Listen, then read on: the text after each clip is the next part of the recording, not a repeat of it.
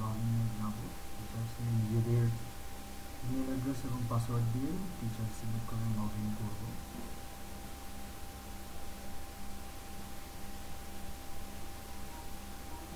Okay, log in করার পর আমাদের এমসিকিউ এক্সামের জন্য যে কোয়েশ্চেনগুলো করবো সেই কোয়েশ্চেনগুলোতে যাওয়ার জন্য কোথায় যেতে হবে,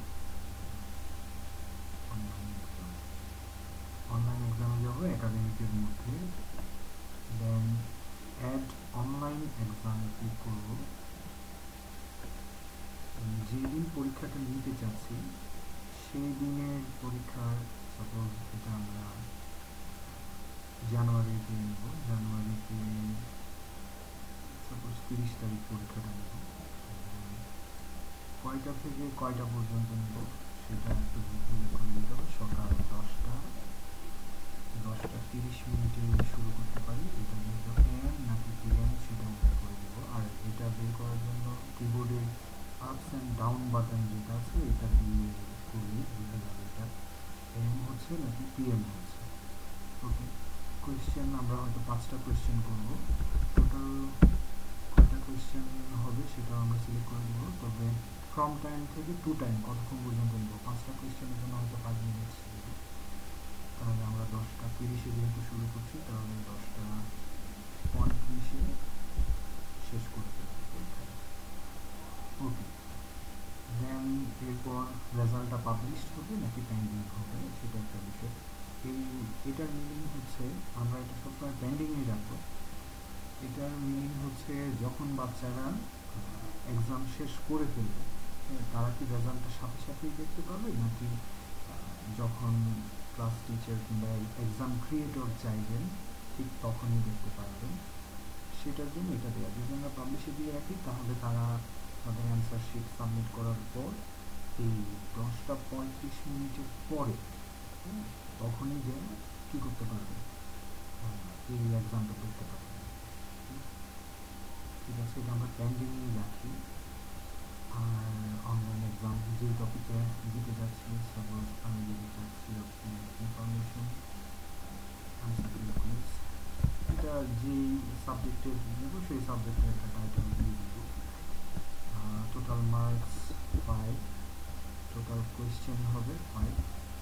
আর ঠিক এই জায়গাটায় এসে তখন অটোমেটিক্যালি এটা আমরা এডিট করতে পারবো না, পার কোয়েশ্চেন মার্কসটা সেটা ডিপেন্ড করবে টোটাল মার্কসের উপরে। টোটাল মার্কস যদি আমি 10 রাখি আর টোটাল কোয়েশ্চেন যদি 5 রাখি তাহলে পার কোয়েশ্চেন মার্ক 2 করে এটা অটো চলে আসবে। সো আমরা যতটা কোয়েশ্চেন ঠিক ততটাই টোটাল মার্কস রাখবো।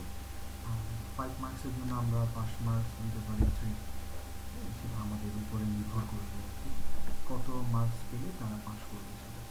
ওকে, দেন এখানে আমরা কোন ক্লাসের জন্য সেটা সিলেক্ট করে দেবো, আমরা 11-এর জন্য অথবা 12-এর জন্য। তো এটা 11 নিয়ে 11-এর জন্য সেটা কোন সাবজেক্টে আমরা, সেটা হচ্ছে information and communication technology first paper. এই রিলিজিয়নের ব্যাপারটা এটা আমরা স্কিপ করতে পারি, কারণ এটা মূলত দেওয়া হয়েছে যে ইসলাম ধর্ম কিংবা হিন্দু ধর্মের যে এক্সামগুলো হয় সেটার জন্য। সো এটা আমরা স্কিপ করে দিতে পারছি, এটা কোনো প্রবলেম নেই। দেন আমাদের যেটা আসবে সেটা হচ্ছে কোয়েশ্চেন দেওয়া যেটা, এটা হচ্ছে টোটাল কোয়েশ্চেন দেওয়ার একটা বক্স। এখানে আমরা কপি পেস্ট তো ইজিলি করতে পারবো, অন্যান্য যত ফাংশন আছে চাইলে এই জায়গাটা থেকে ছবি অ্যাড করতে পারবো।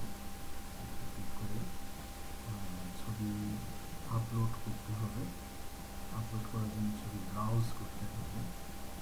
তো ব্রাউজ করার আগে একটা ছবি আমাদের ডাউনলোড করা দরকার, ছবি নিতে পারবো, দেখি কোনো ছবি পাওয়া যায় কিনা।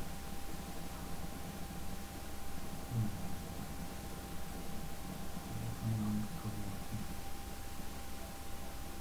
ঠিক আছে। ওকে, আমরা এইখান থেকে একটা ছবি নিয়ে যেহেতু অ্যান্সারটি দিলে দেখি আমরা এই ছবিটা সাপোজ দিতে চাচ্ছি আমাদের কপি পেস্ট করতে।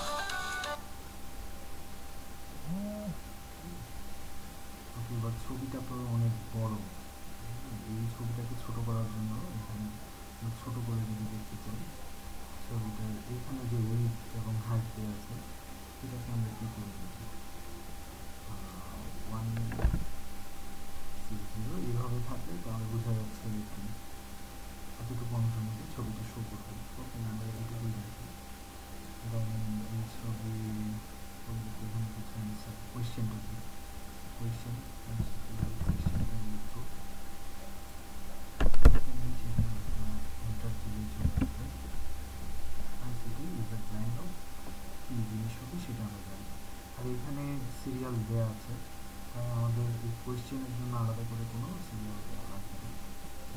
এখানে চারটা অপশন আছে, এই চারটা অপশন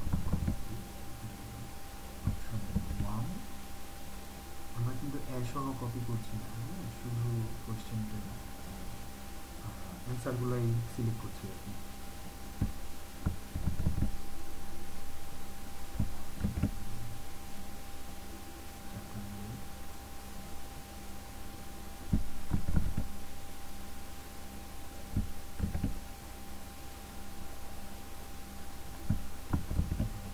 চারটা কোয়েশ্চেন আমরা দিয়ে দেওয়ার পর কোনটা রাইট অ্যান্সার হবে সেই রাইট অ্যান্সারটা আমরা এই টু বক্সগুলোর মধ্যে দিয়ে দিব, যেটাতে টিক রাখবো সেটাই হবে রাইট অ্যান্সার। এই কোয়েশ্চেনটা রাইট অ্যান্সার এ, তাহলে আমরা এটাকে টিক বক্স দিয়ে থাকবো।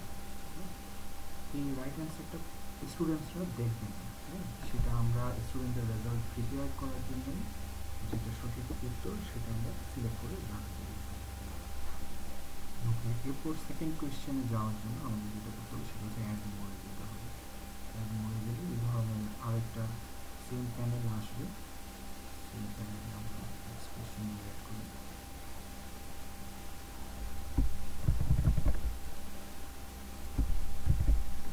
কোয়েশ্চেনটা থাকলো ঠিক একইভাবে কপি করে শুধু পেস্ট করার কাজ। এখানে খুব জটিল কোনো কিছু নেই, একদমই সিম্পল।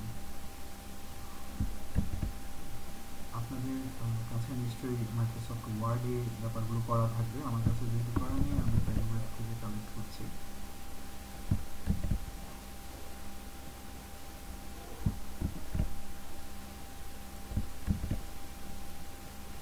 এটা অ্যান্সারটা সি, এটা আমরা রাইট অ্যান্সার দিয়ে দিচ্ছি। আবার নেক্সট কোয়েশ্চেনে যাই।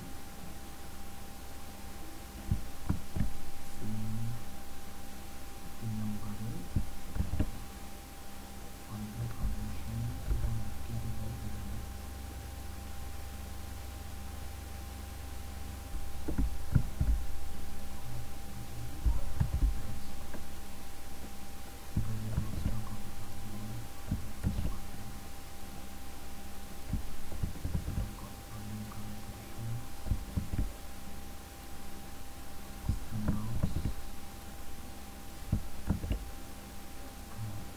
কোনটা রাইট অ্যান্সার সেটা দেখি। দেন আমরা একটা কাজ করি, সেটা হচ্ছে তিনটা কোয়েশ্চেন দেওয়ার পর সাপোজ আমরা কী করতে চাচ্ছি, এটাকে ড্রাফটে রেখে সাবমিট করে দিলে সেটা হবে 2 more questions you need to create to publish the exam, otherwise it will be saved as a draft। এই ধরনের একটা প্রম্পট আসবে, আমরা ওকে করে দিই, তাহলে আমাদের এটা ড্রাফট হিসেবে কী হয়ে যাবে, সেভ হবে, এটা কিন্তু পাবলিশ হবে না। এবং সেটা আমরা কোথায় পাবো, সেটা পাবো হচ্ছে আমাদের একাডেমিক যে অংশটা আছে, একাডেমিক অংশ থেকে অনলাইন এক্সাম যদি আমরা যাই আবার আমরা তখন গিয়ে এটা দেখতে পারবো। তো যেটা আমাদের আছে এই কোয়েশ্চেনটা আমরা ক্রিয়েট করছিলাম সেটাকে আবার এডিটে গেলে আমরা প্রিভিয়াস যে টাইমগুলো দিয়েছি তাও পাবো, যা যা আমাদের রিমার্কস ছিল পুরো জিনিসটা আমরা আবার এডিট করার সুযোগ পাবো। তো আমরা যে তিনটা কোয়েশ্চেনের আগে প্রিভিয়াস ছিল আমরা এখন এটাকে এক মোড়ে দেবো, 4 নম্বর কোয়েশ্চেনটা দিয়ে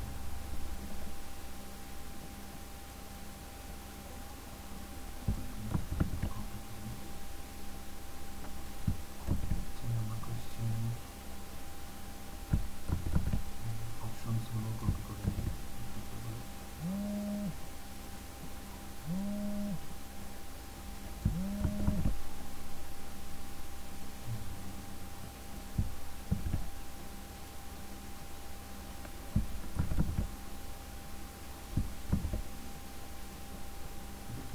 একদমই সহজ, যেহেতু করার আছে অলরেডি আপনাদের, আমার মনে হয় খুব বেশি কষ্ট হবে না। অ্যাটলিস্ট গুগল ফর্মের চেয়ে যথেষ্ট ফ্লেক্সিবল আছে, এটা আমার ধারণা।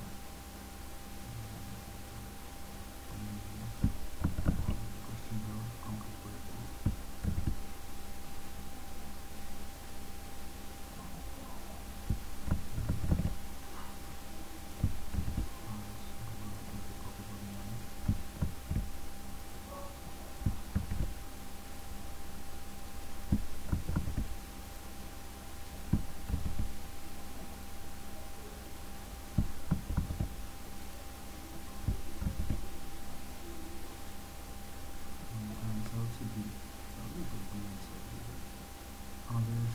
শেষ, ড্রাফটের পরিবর্তে আমরা পাবলিশ করে দিয়ে রাখবো। আমরা যদি এটা পাবলিশ করে দিই তাহলে এটা স্টুডেন্টস যারা আছে তারা তাদের স্টুডেন্ট প্যানেল থেকে ওই ডেটে, যেটা হচ্ছে কিনা জানুয়ারি 31 তারিখ, আমরা 30 তারিখ দিয়েছি যেটা, সেই ডেটে, ঠিক আছে, 30 তারিখ ডেটে কিংবা 31 তারিখ ডেটে, যেটার উপর ওই ডেটেই ওরা কি দেখতে পারবে, ঠিক সকাল 10টা বাজে এই কোয়েশ্চেনটা তাদের এখানে এক্সাম হিসেবে শো করবে। আমরা এটাকে পাবলিশ করে দিলে পাবলিশ থাকবে, এটা আমরা ড্রাফট করে রেখে দিতে পারি। আর পাবলিশ করে রেখে দিলে বেটার, যদি বেশি দেরি হয় তাহলে ড্রাফট করবো, আর এক্সাম যদি খুব দ্রুতই আমরা নিয়ে নিই, 2-3 দিন আগেই কোয়েশ্চেনটা করি, তাহলে এটা পাবলিশে রেখে দিলে হবে। স্টুডেন্টসরা ওদের প্যানেল থেকে দেখতে পারবে যে ওই ডেটে, যে ডেটটা দেওয়া হচ্ছে এক্সামটা নেওয়া হবে, সেই নির্দিষ্ট ডেটে একটা এক্সাম হবে এই সাবজেক্টের উপরে, যে সাবজেক্টের লিঙ্কটা আমরা দিয়ে রাখবো। সো এটা আমরা পাবলিশ রেখেই কী রাখবো, সাবমিট করবো। তাহলে এই যে স্টুডেন্টরা যখন লগ ইন করবে তখন তারা কী দেখতে পারবে, ওদের যে একটা এক্সাম হচ্ছে কিংবা হবে সেটা তারা বুঝবে কিংবা দেখবে।